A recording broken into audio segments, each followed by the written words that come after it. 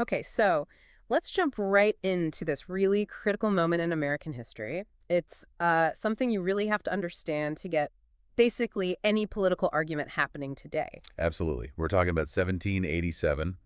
The Revolutionary War is over. The U.S. has won, but its first government is just failing. And it's not just struggling. The Articles of Confederation, this first system, it was spectacularly failing. Yeah, spectacularly is the right word. Imagine you win a huge war, and then you realize you don't actually have a country to run.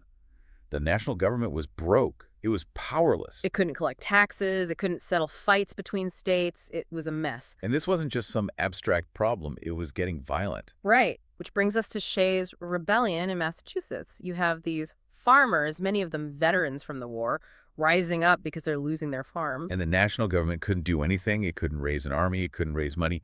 It basically just shrugged and said, well, that's a Massachusetts problem. Yeah. And that terrified the country's leaders. So they all meet in Philadelphia. The goal wasn't to fix the articles anymore. It was to scrap them and start over. Exactly. But the second they proposed this new, much stronger government, the Constitution, you immediately get two sides forming.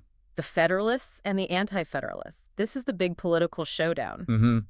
The Federalists, guys like Alexander Hamilton, James Madison, they saw the chaos and said, we need a strong, robust central government to survive. And the Anti-Federalists looked at that exact same proposal and saw a path straight back to what they had just escaped. Tyranny.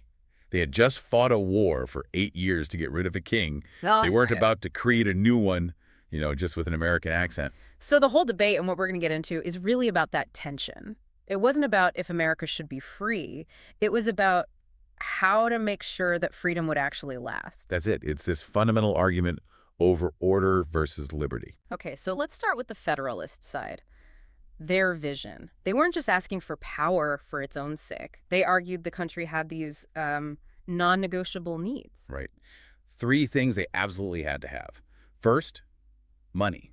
The power to collect taxes directly from people. Yeah, because before they had to basically go around and ask the states for money, right? Yes, they had to beg. Right. And the states would just say, no, you can't pay off war debts or build a reputation if you have no income. Okay, so money. What's number 2? Trade. Under the Articles, states were putting tariffs on each other's goods. It was economic chaos. Like New York taxing firewood from Connecticut. Exactly. So the Federalists said the national government has to be in charge of trade between the states. Interstate commerce. Create one single American economy. And the third thing? A military. Yeah. Standing army. The Anti-Federalists hated this idea. They saw it as a tool for a king to use. But the Federalists were like, look around. We've got Britain and Spain on our borders. We need a real professional defense. And all of this was building toward one big idea for them, which was supremacy? Yes. That national laws in these key areas like defense and trade had to be superior to state laws. Otherwise, the country would just fracture into 13 little competing nations. Like Europe. Just like Europe, always at war with each other. So this is where their argument gets really interesting and kind of counterintuitive for the time. Mm-hmm. Most people believe that to keep freedom, government had to be small, local, close to the people. But the Federalists argued the exact opposite. They did. They argued that a large republic was actually safer for individual rights. That sounds like a tough sell. I mean, historically, big empires become tyrannies. How do they argue this time would be different? Through complexity. A big country means you have tons of different groups, different economic interests, different religions, different ways of life. They called them factions. And their argument was that with so many different factions, no single one of them, whether it's the rich bankers or the poor farmers, could ever get enough power to completely take over and oppress everyone else. So all that diversity forces everyone to compromise. It forces compromise. It's a brilliant, if a little risky, idea. But the Anti-Federalists were not buying it at all. No, they saw this as incredibly suspicious. If the Federalists were all about order, the Anti-Federalists were the champions of, local control and individual liberty. And their biggest fear was aimed squarely at the new executive branch, the president. They saw an elected king. Absolutely. They looked at the power as commander-in-chief of the military, the power to enforce laws, and thought, we've seen this movie before. This is King George III all over again. And their whole philosophy was about keeping power local. Yes. Most Anti-Federalists were small farmers, people living in the backcountry. They felt that a distant national government in some faraway city wouldn't understand them and wouldn't be accountable to them. They trusted leaders they could, literally see down the road. Exactly. And you have these powerful voices leading the charge against the Constitution, like Patrick Henry and George Mason. And Mason, he points out what he sees as the single biggest, most dangerous flaw in the entire document. Which was what was missing. There was no Bill of Rights. Right. No written list of protections for the people. And for Mason, that was it. He refused to sign the Constitution because it didn't explicitly guarantee things like freedom of speech or religion or the right to a fair trial. Their warning was pretty simple.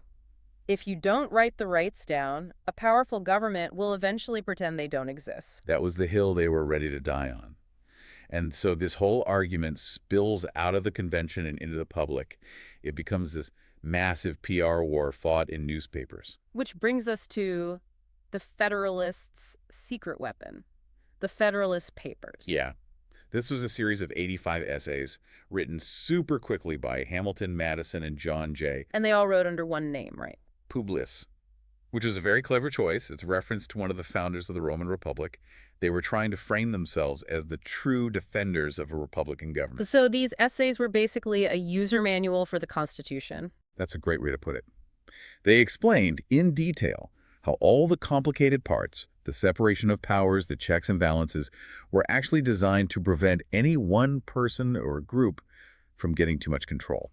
And this is where they really flesh out that idea of the large republic we were talking about. Yes, especially Federalist number 10, written by Madison. It's maybe the most famous one. And it deals directly with this problem of factions. And to them, a faction wasn't just a political party. It was any group, landowners, merchants, debtors. Any group united by some interest that was against the public good or the rights of other people, they saw factions as a disease that could kill a republic. And the Anti-Federalists said the only way to control them is in a small republic where you can keep an eye on everyone. But Madison flips that.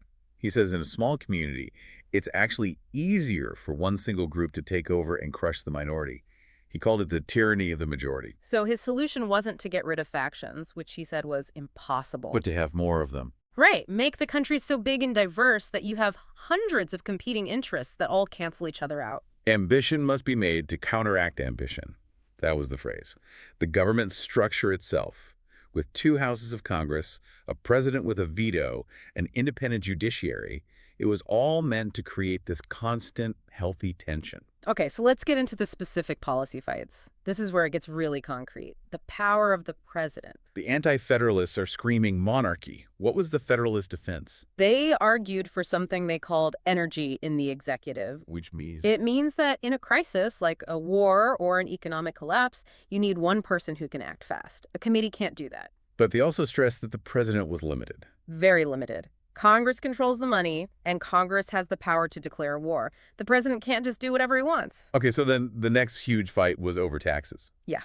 The Anti-Federalists saw the federal power to tax as just a massive threat.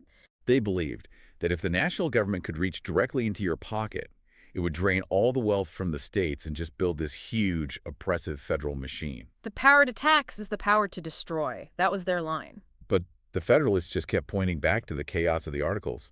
They had debts to pay to allies like France. Yeah. They needed good credit.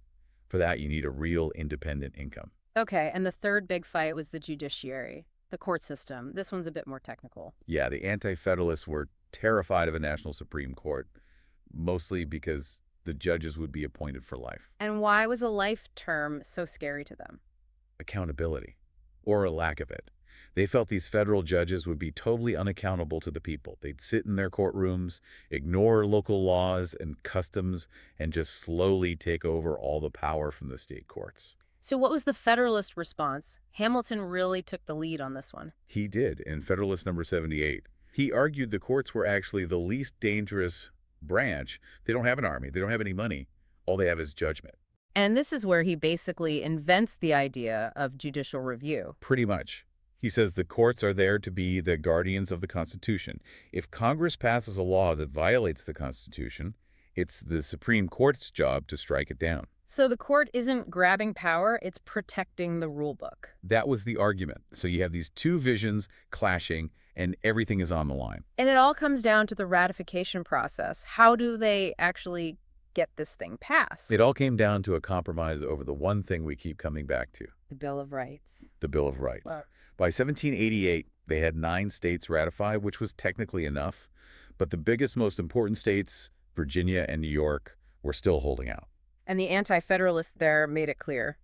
No Bill of Rights, no deal. It was the absolute deal breaker. And what's so fascinating is that the Federalists, at first, they fought against it. Their argument was pretty philosophical, wasn't it? They were worried that if they listed certain rights, It would imply that those were the only rights people had. They thought, what about the rights we forget to list? Does that mean the government can take those away? it's a logical point, but it's not a very good political argument when people are scared of a new government. Not at all. So Madison and the Federalists finally pivoted. They made a promise. A public promise. They said, if you vote to ratify the Constitution as it is, we swear that the very first thing we do in the new Congress is pass a series of amendments. Oh. A Bill of Rights. And that promise was enough to get it over the finish line. It was. And you could even see the divide in who supported which side. The Federalists were often merchants and bankers in the big coastal cities who wanted a stable economy. And the anti-federalists were more the small farmers, the people in the backcountry who were suspicious of centralized power and wealth. But they found a way to make it work. By 1788, the Constitution was the law of the land. Which brings us to the legacy of all this. Well, the Federalists clearly won the battle. They got their strong central government.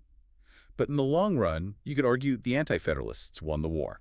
Because their biggest demand is the part everyone loves. Exactly. The Bill of Rights, the first 10 amendments, is maybe the most celebrated part of the entire Constitution. It's their legacy. And that core tension, that fight between a strong federal government and states' rights or between security and liberty, that's never gone away. Not at all. Every single political argument we have today is, in some way, a continuation of the debate between Hamilton and Jefferson, between the Federalists and the Anti-Federalists. But maybe the most important thing they established was the tradition itself, the right to disagree, to question, to challenge your government, loudly and publicly. That right to dissent is really the bedrock of the whole system. So the question for you to think about is, did Madison's experiment actually work? Has having such a large, diverse country protected us from the tyranny of the majority? Or are we still just fighting the same battles between factions he warned us about? Something to consider. Good luck with your studies.